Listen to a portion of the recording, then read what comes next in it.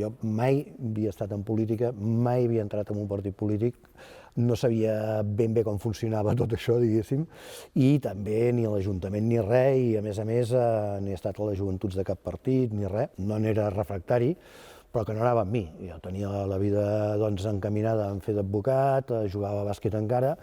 i un dia sortint d'un partit de bàsquet, en Ferran Sánchez em va dir: home, tu que estàs implicat en entitats, per què no vens un dia a una reunió? D'allà va sortir la llista. I em van dir, bueno, jo vaig dir, no, avant no, perquè això no em posava ni a 2 ni a 3, vull anar com més enrere millor.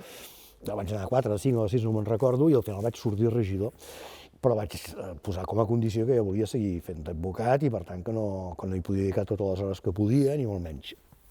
D'aquells primers anys a l'Ajuntament, el que recordo bé és que amb l'Albert Antonell vam fer un bon tàndem per una qüestió fonamental, és a dir, la combinació aquesta entre la seva experiència i la meva valentia d'aquella època, doncs jo crec que va ser positiva, i sobretot l'Albert em va poder transmetre aquesta estima a castellà, i després l'Albert va renunciar al cap d'un any, i al cap d'un any em va escollir alcalde, i durant 2 anys encara vaig compaginar amb fer d'advocat,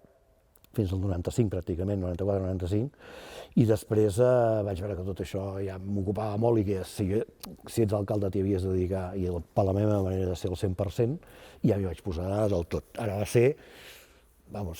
tampoc va ser vocacional, igual que el dret. Ara, una vegada hi ets,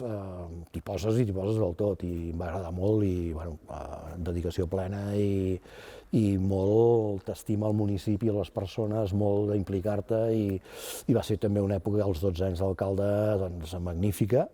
i crec que també jo ho vaig donar tot, però que alhora també em vaig sentir molt retribuït per la gent, perquè la gent estava contenta, crec, i que també em van donar molt, i jo vaig aprendre molt vaig aprendre a estimar castellà.